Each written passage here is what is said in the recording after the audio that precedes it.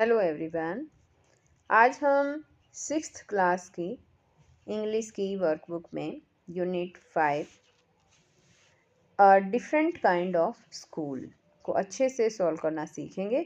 सभी बच्चे वीडियो को शुरू से लेकर अंत तक पूरी देखें और अगर आप अभी तक चैनल पर नए हैं तो चैनल को सब्सक्राइब भी करें। वीडियो अच्छी लगती है तो इसे लाइक भी करें, अपने दोस्तों के साथ शेयर भी करें।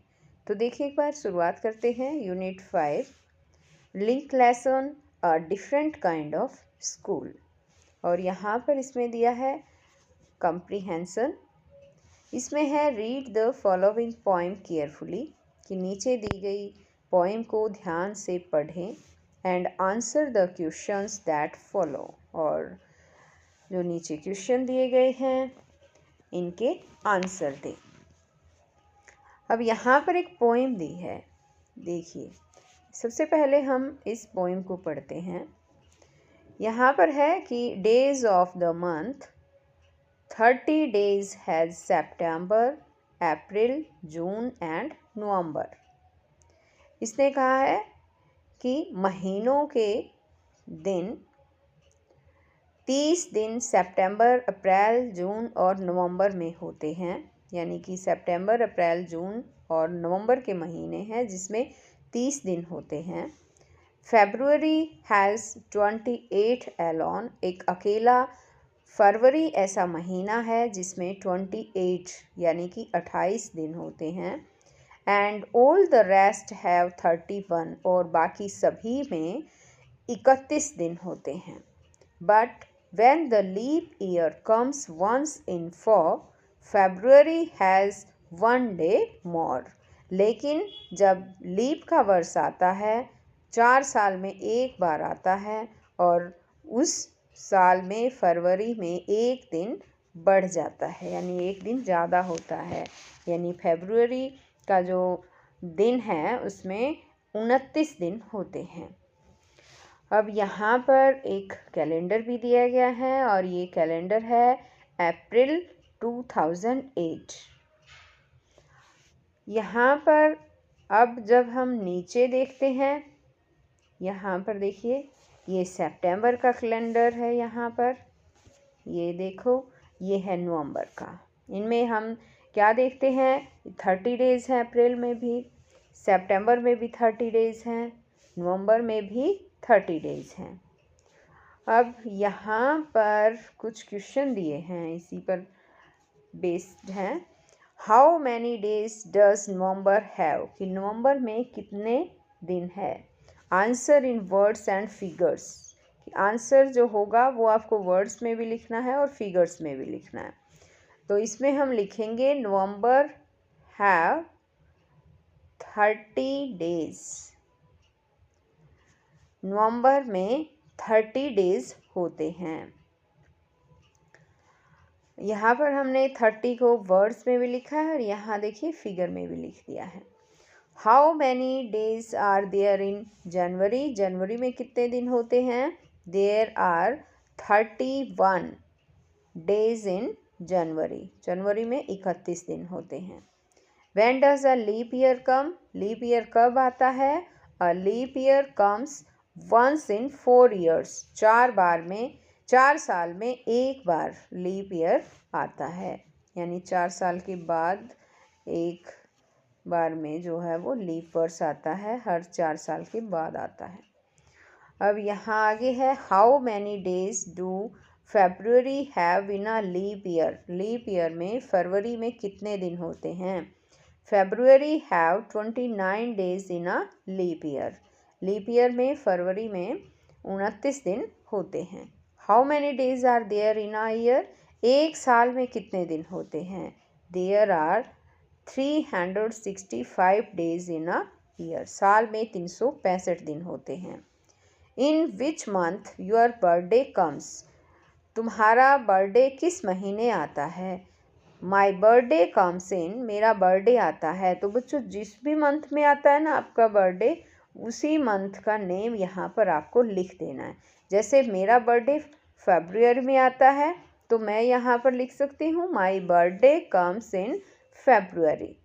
तो इसी तरह से आपका मार्च, अप्रैल, मई, जब भी आपका बर्थडे जिस मंथ में भी आता है वो आपको यहाँ पर खुद लिखना है। अब आगे है यहाँ पर B part, make sentences using the following words. नीचे दिए गए वर्ड्स का यूज़ करके सेंटेंस बनाइए।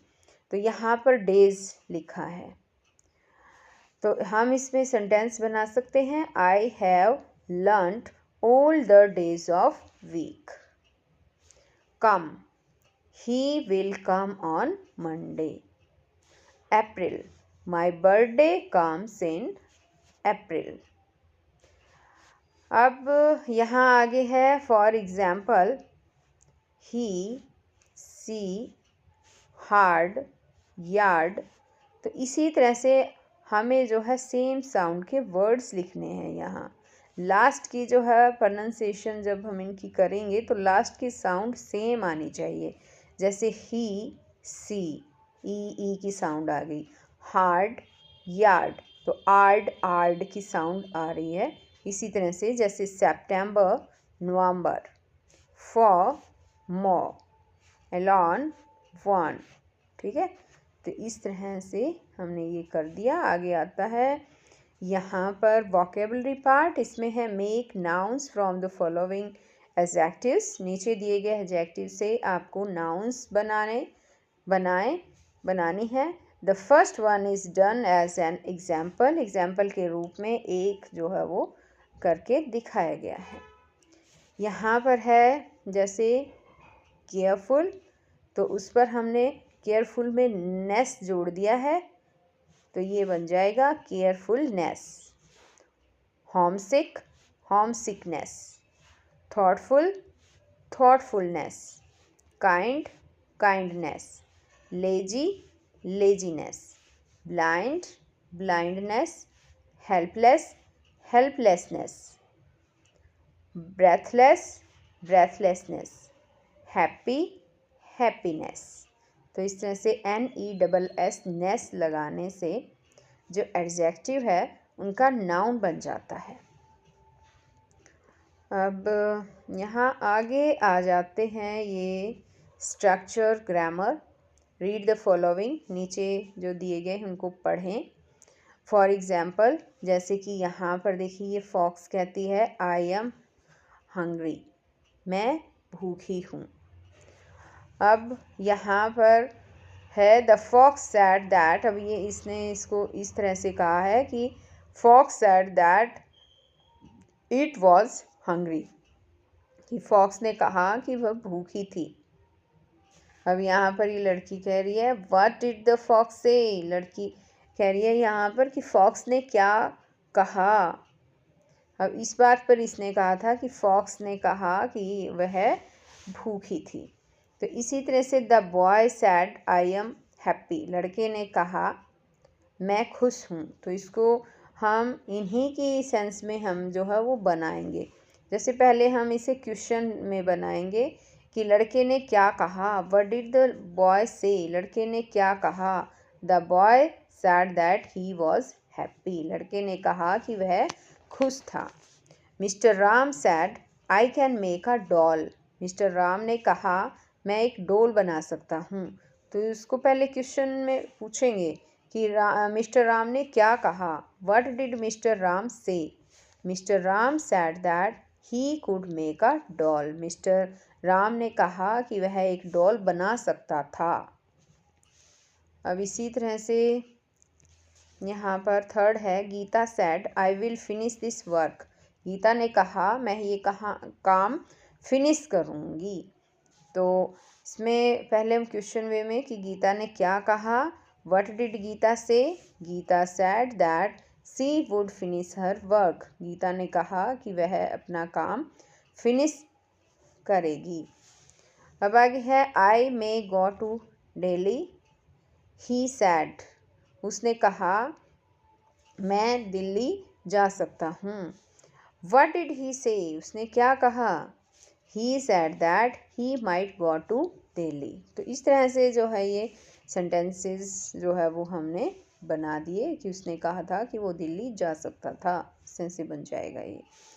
अब इसी तरह आगे जब हम देखते हैं तो इसका आ जाता है पार्ट बी, और इसमें है read the following dialogues and then complete the passages given below, कि नीचे दिए गए डायलॉग को पढ़ो और तब नीचे दिए गए पैसेज को कंप्लीट करो। तो इसमें है फादर। फादर कहते हैं व्हाई आर यू क्राइंग, तुम क्यों चिल्ला रही हो। सन कहता है I need a packet of sketch pens, मुझे एक पैकेट स्केच पेन की आवश्यकता है। फादर ने कहा डोंट क्राई, चिल्लाओ मत। I will get the sketch pens for you, मैं तुम्हारे लिए स्केच पेन ला दूंगा। अब इसको हमने जो है इन डायलॉग्स को पैसेज में चेंज करना है, और वो हम किस तरह से करेंगे देखिए। The father asked his son why he was crying, the son told him that he needs a packet of sketch pens, and then father told him not to cry and that he would get the sketch pens for him। इस तरह से हम इसे लिखेंगे। आगे इसी तरह से यहाँ पर है मदर। रानी, मदर कहती है रानी वेकअप, रानी उठो। अब रानी कहती no I am not feeling well, नहीं मैं अच्छा फील नहीं कर रही हूँ। मदर कहती should I call a doctor, क्या मैं एक डॉक्टर को बुलाऊं। रानी कहती no I have already taken my medicine, मैं पहले ही अपनी दवाई ले चुकी हूँ। अब यहाँ पर इसको भी पैसेज में ही बनाएंगे हम। Mother asked Rani to walk up, Rani told her mother that she was not feeling well. Mother asked her if she should call a doctor. Rani refused, saying that she had taken her medicine. अब आगे आ जाता है do yourself, अपने आप करो। इसमें है fill in the blanks by using who, that, which। इसने कहा है कि who, that, which का यूज़ करके आपको खाली स्थान भरने हैं। तो इसमें जैसे है दिस इज़ द हाउस, इसमें आ जाएगा that was built by my father. I know the boy who won the prize, कि मैं लड़के को जानता हूँ जिसने प्राइज जीता। इसी तरह से एक बार हिंदी में ऊपर की भी बता देती हूँ। दिस इज़ द हाउस, ये वो घर है। That was built by my father, जो मेरे पिताजी के द्वारा बनाया गया था। सेकंड मैंने आपको करवाई दिया है कि मैं उस लड़के को जानता हूँ जिसने प्राइज जीता, इनाम जीता। थर्ड वन है यहाँ पर the man who is wearing a white dress is our English teacher, वो आदमी जिसने सफ़ेद ड्रेस पहनी हुई है हमारा इंग्लिश टीचर है। अब इसी तरह से है यहाँ पर next please give me the book which you bought yesterday, कृपया मुझे वो बुक दे दीजिए जो आपने कल खरीदी। तो यहाँ पर विच आएगा। Our teacher told us a story, हमारे टीचर ने हमें एक स्टोरी सुनाई। That we found very interesting, जो हमें बहुत इंटरेस्टिंग लगी। अब यहाँ आ जाता है इसमें राइटिंग पार्ट, और इसमें है write a paragraph on my favourite teacher. My favourite teacher पर एक पैराग्राफ लिखें। You may take the help of the following questions and hints given in the brackets, आप ब्रैकेट में दिए गए हिंट से और नीचे दिए गए क्वेश्चन से हेल्प ले सकते हैं। तो यहाँ पर देखिए ये कुछ हिंट दिए गए हैं ब्रैकेट्स में भी, और यहाँ question type where do you study, आप कहाँ पढ़ते हैं। How many teachers are there in your school, आपके स्कूल में कितने टीचर हैं। Who is your favourite teacher, आपका पसंदीदा जो अध्यापक है वो कौन है। Who does he she teach you, वह आपको क्या पढ़ाता है। Why do you like him her the most, आप उसे सबसे ज़्यादा पसंद क्यों करते हैं, यानी डायनामिक पर्सनैलिटी के कारण या master of his her subject etcetera. What qualities does he she possess, वो कौन सी क्वालिटीज़ रखता है, हार्ड वर्किंग है, पोलाइट है, काइंड, पंक्चुअल एट्सेट्रा। और इसी तरह से है how does he she encourage you, वो आपको किस तरह से एंकरेज करता है, उत्साहित करता है, आपको किस तरह से एंकरेज करता है। Giving good encouraging remarks, motivate you to study hard, ज़्यादा स्टडी करने के लिए, हार्ड स्टडी करने के लिए मोटिवेट करता है।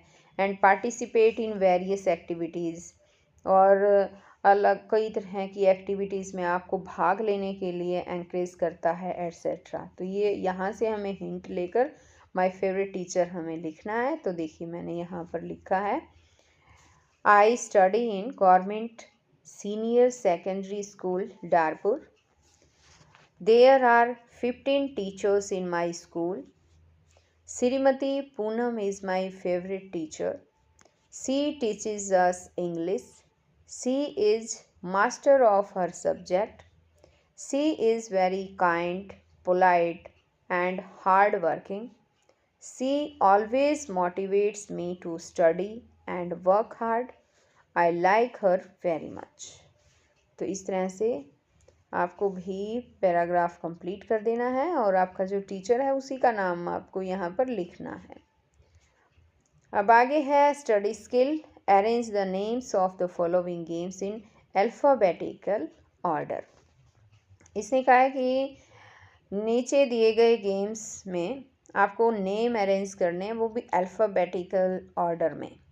अल्फ़ाबेटिकल का मतलब है अल्फ़ाबेट टाइप जो दे होते हैं, जैसे A B C D E F, इस तरह से।